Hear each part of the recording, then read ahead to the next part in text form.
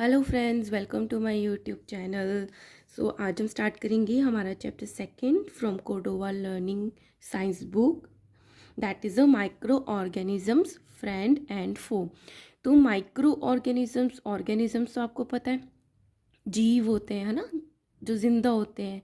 Micro का मतलब है जिनको हम अपनी डायरेक्ट आई से, नेकेड आई से यू देख नहीं सकते हैं, है ना। उसके लिए हमें माइक्रोस्कोप की ज़रूरत पड़ती है देखने के लिए, तो बहुत छोटे होते हैं।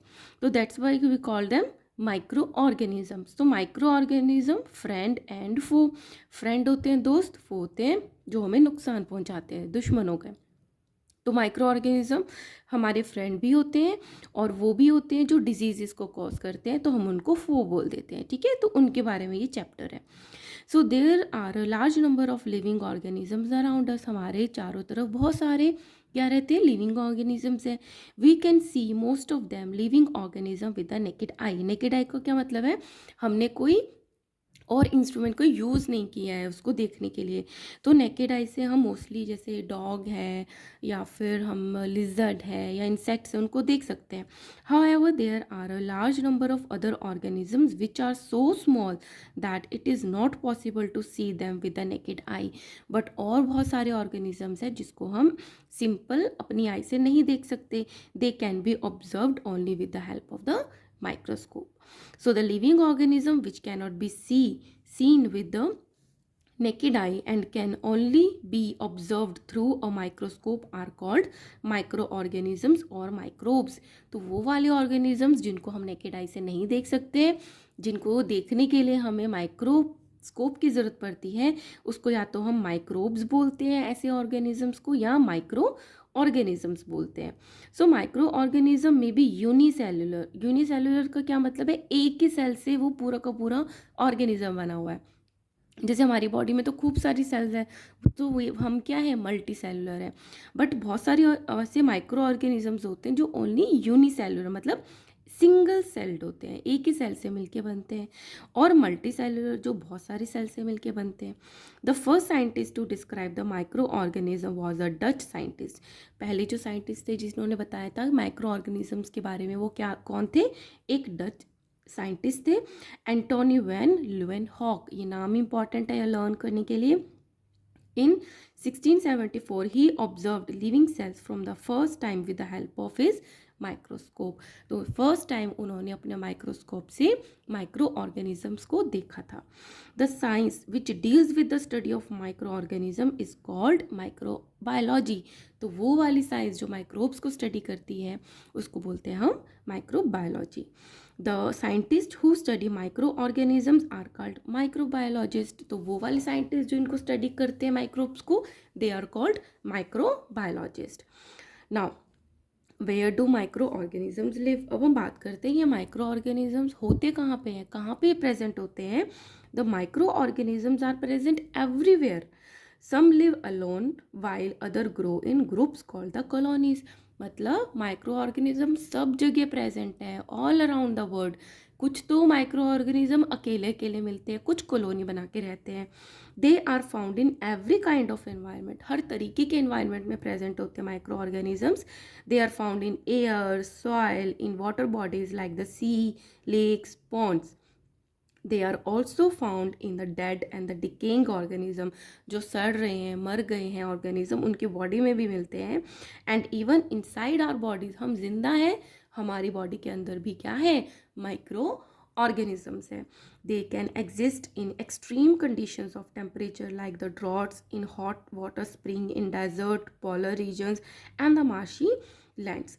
ये जो माइक्रो ऑर्गेनिज्म है ये वेदर की एक्सट्रीम कंडीशन में भी सर्वाइव कर पाते हैं। अगर जैसे बहुत ज़्यादा गर्म है ना, बहुत ज़्यादा गर्म पानी है, बिल्कुल क्या है, डेजर्ट है, पानी ही अवेलेबल नहीं है, मिट्टी है, गर्मी है, पोलर रीजन, अर्थ के जो पोलर है, नॉर्थ पोल, साउथ पोल, जहाँ पे बहुत ज़्यादा ठंड है वहाँ पे भी प्रेजेंट होते हैं, एंड द मार्शी लैंड्स। तो मतलब ये हर तरीके के एनवायरनमेंट में सर्वाइव करने के लिए कैपेबल है। दे survive in extreme environment conditions by forming. अब ये कैसे सर्वाइव कर पाते हैं, ये क्या बना लेते हैं, hard outer covering call the cyst. ये अपने चारों तरफ एक हार्ड कवरिंग बना लेते हैं जिसको हम सिस्ट कहते हैं। That's why they can survive in extreme environmental conditions. ठीक है, this is activity 1 to show the presence of microorganism in soil and the water, कि सॉइल और वाटर में भी माइक्रो ऑर्गेनिज्म प्रेजेंट होते हैं. तो इस पर क्या लिया, एक बीकर, पॉन्ड वाटर, सॉइल भी है, वाटर है, ग्लास स्लाइड है, कवर स्लिप है, माइक्रोस्कोप और ड्रॉपर. तो क्या किया, collect some water in the beaker from a pond और स्टेगनेंट पूल. अगर कहीं रुका हुआ पानी है या पॉन्ड है, वहाँ से थोड़ा सा पानी ले लिया. Take a few drops of water and spread them on a glass slide. लेके उसकी कुछ बूंदे और ग्लास स्लाइड पे स्प्रेड कर दी. Put a cover slip on the water drops, उसके ऊपर कवर स्लिप लगा दी.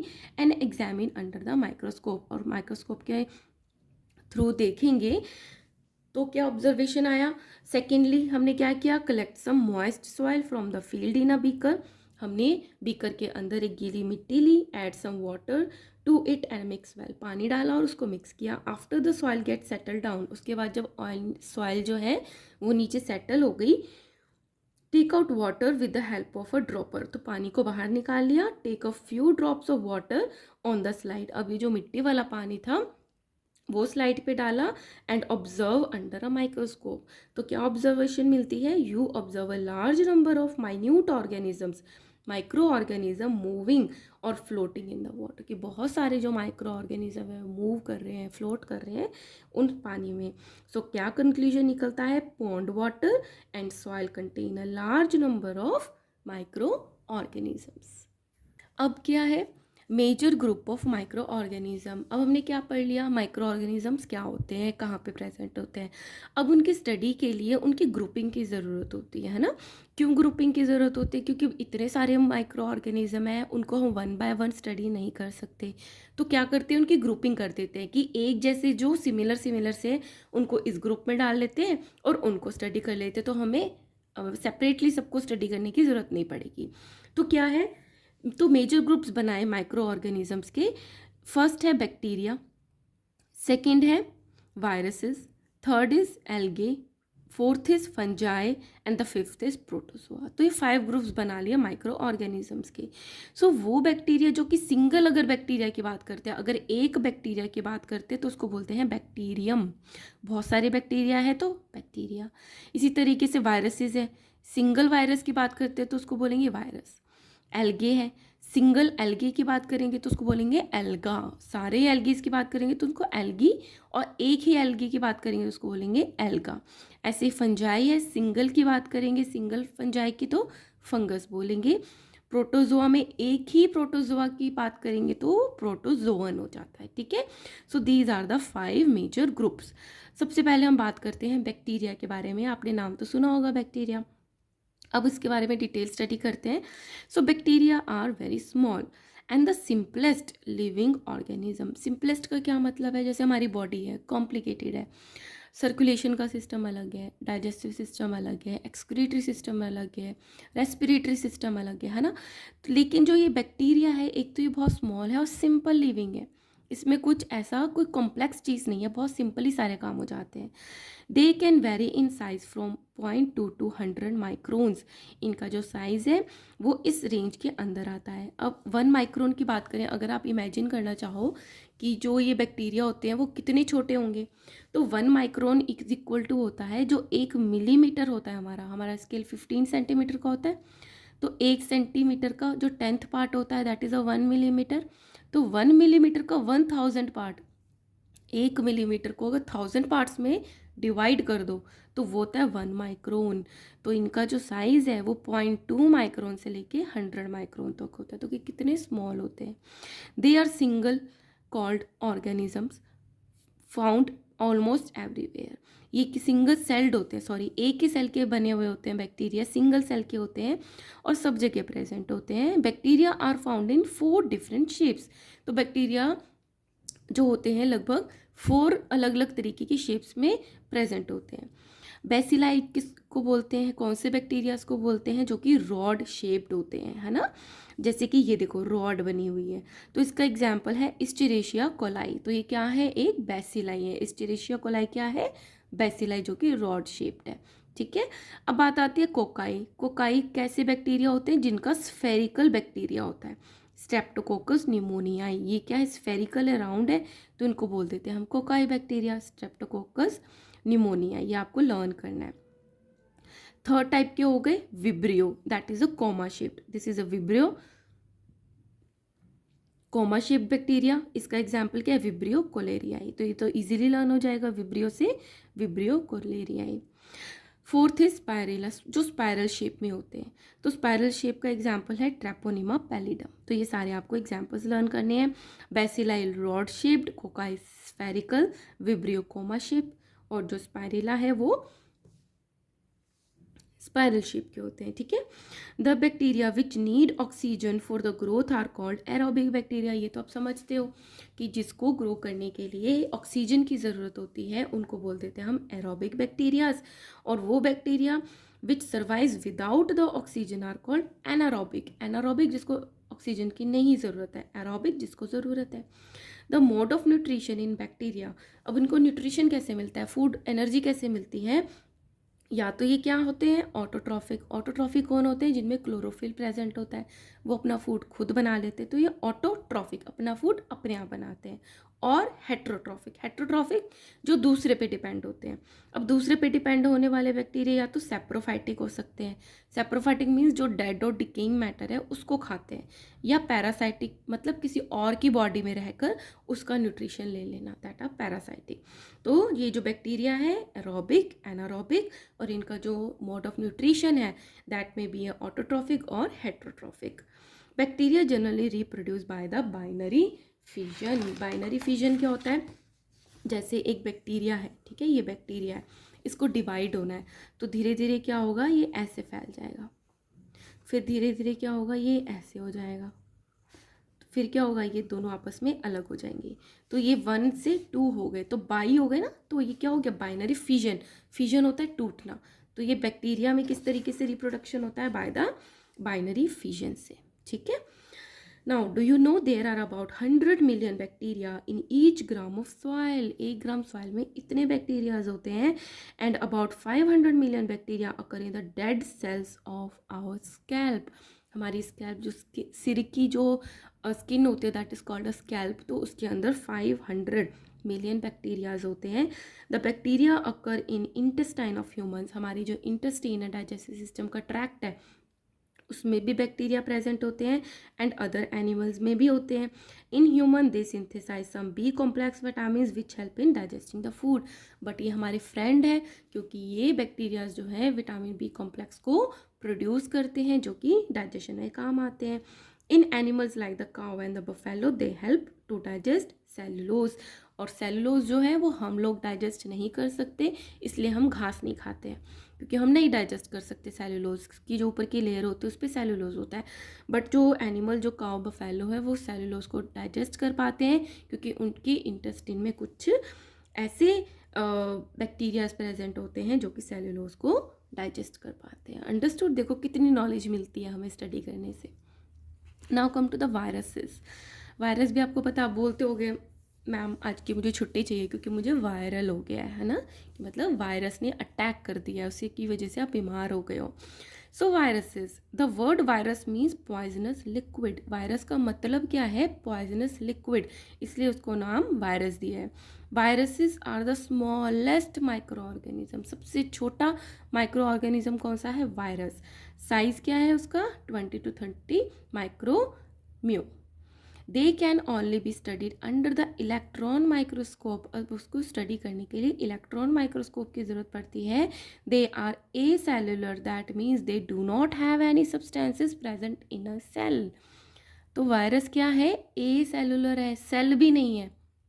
सेल में मेन चीज़ क्या होती है, एक सेल होती है, ये होती है सेल मेम्ब्रेन, आउटर जो लेयर होती है वो मेम्ब्रेन होती है, अंदर होता है उसके न्यूक्लियस होता है ना, जिसमें डीएनए वगैरह प्रेजेंट होते हैं, और यहाँ पे क्या होता है, एक लिक्विड होता है, और उसके अंदर माइटोकॉन्ड्रिया, गोल्गी एपरेटस, तो बहुत सारी चीज़ें होती हैं जो कि एक सेल को सर्वाइव करने के लिए ज़रूरी होती हैं। बट क्या कह रहे हैं कि जो वायरस है वो ए सेलुलर है। ए सेलुलर क्यों बोला, क्योंकि इनके सेल में वो ज़रूरी चीज़ें भी प्रेजेंट नहीं होती जो कि एक सेल में होती हैं, ठीक है। So they only contain a small nuclear material wrapped in a protein coat, कि उसमें सिर्फ एक न्यूक्लियर मटेरियल होता है सेंटर में, है ना।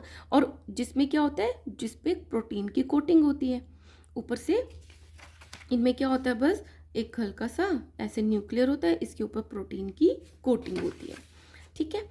Viruses cannot grow and reproduce on their own. अब वायरस अगर इस बुक पे रखा है तो ना तो वो डिवाइड हो सकता है, ना ही वो क्या कर सकता है, ग्रो कर सकता है, ना तो बड़ा हो सकता है, ना ही रिप्रोड्यूस कर सकता है।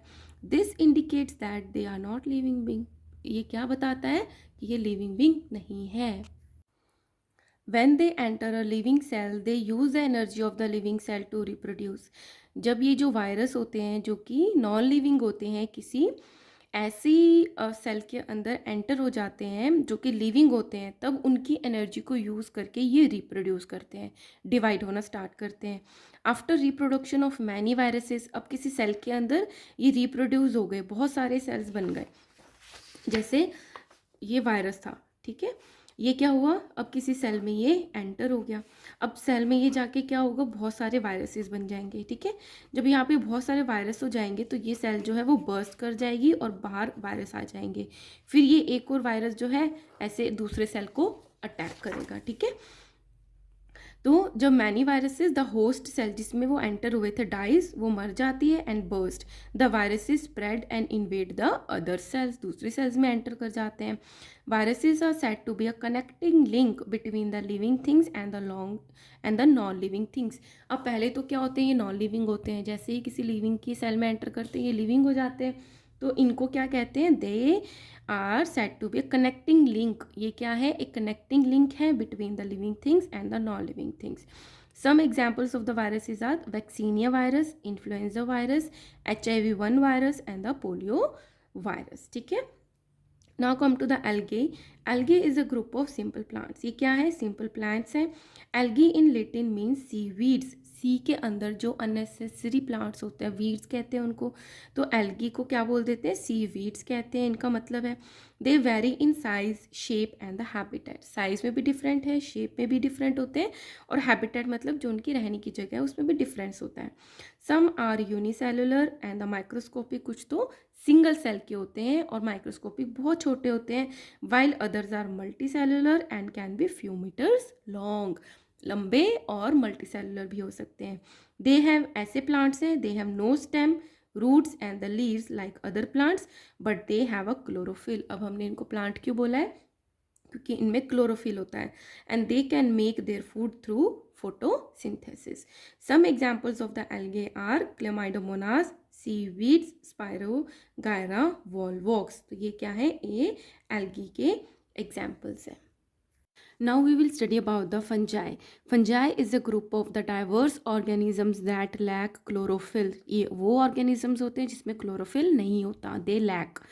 They generally grow in dark, warm and the moist conditions. और ये फंगस कहाँ ग्रो करती है, जहाँ पे अंधेरी जगह होती है, थोड़ी वार्म होती है, और मॉइस्ट मतलब थोड़ी सीलन वाली जगह। मोस्ट फंजाई आर सेप्रोफाइट्स, मतलब जो सड़ रही होती हैं, डेड हो रही होती चीज़ें, उन पे ये रहती हैं या उनको खाना खाते हैं। Feed on dead things, while some are parasites live on other living organisms. Fungi are unicellular. कुछ फंजाइज तो होते हैं वो यूनिसेलुलर मतलब सिंगल सेल से मिलके बनते हैं, एग्जाम्पल है ईस्ट, और multi cellular like the mushroom. तो मल्टी सेलुलर फंजाई का जो एग्जाम्पल है वो है मशरूम, ठीक है। Some examples of the fungi are yeast, mould, mould को हम म्यूकोर भी बोल देते हैं, मशरूम और पेनिसिलिन, ये सब क्या है, फंजाई के एग्जाम्पल्स हैं, ठीक है। So this is a picture of east, this is a mould and this is a mushroom. तो जो मशरूम है वो मल्टी सेलुलर है और जो ईस्ट है वो यूनिसेलुलर फंजाई है, ठीक है। Now come to the last type, that is a protozoa. Protozoan एक की बात करी थी, जब एक प्रोटोजोआ की बात करते हैं उसको प्रोटोजोन बोलते हैं। Protozoan means the first animal, पहले, सबसे पहले जो आया था। Protozoa are unicellular micro organism. कैसे होते हैं ये, यूनिसेलुलर माइक्रो ऑर्गेनिजम्स हैं। They are included in a separate kingdom protista. अब क्या है, जितने भी ऑर्गेनिजम्स हैं, जैसे कि फ़िश हो गया या हम हो गए, या फिर मतलब जो एम्फीबियंस हो गए, या फिर जो पानी में रहते हैं, या बर्ड्स हो गए, या माइक्रो ऑर्गेनिजम्स हो गए, तो उन सबको कुछ किंगडम्स में डिवाइड किया, फिर उनको स्टडी करते हैं हम। तो इसी तरीके से एक किंगडम है प्रोटिस्टा, तो जो प्रोटोजोआ है वो प्रोटिस्टा में इंक्लूड किया गया है। They are found in ponds, lakes, rivers, sea and damp soil. Protozoa are either saprophytic or parasitic, तो फंजाई की तरह या तो ये सैप्रोफाइटिक होते हैं या पैरासाइटिक होते हैं। Euglena is an exception, but जो यूग्लिना एक प्रोटोजोआ है जो कि एक्सेप्शन है। क्यों? Because it contains chlorophyll and can prepare its own food. इसमें क्लोरोफिल है तो ये अपना खाना खुद बनाएगा। Some examples of protozoa are amoeba, paramecium, euglena and the trypanosoma. ठीक है, तो ये क्या है? ट्रेपेनोसोमा, ये एग्जाम्पल्स हैं प्रोटोजोआ के। ठीक है, so here I am stopping this video. Next video में मैं आपको यूजफुल माइक्रो ऑर्गेनिजम्स के बारे में वीडियो बनाऊंगी। ठीक है, and if you like my videos kindly like, share and subscribe, और दूसरों को भी बताना that I am teaching Cordova joyful learning book.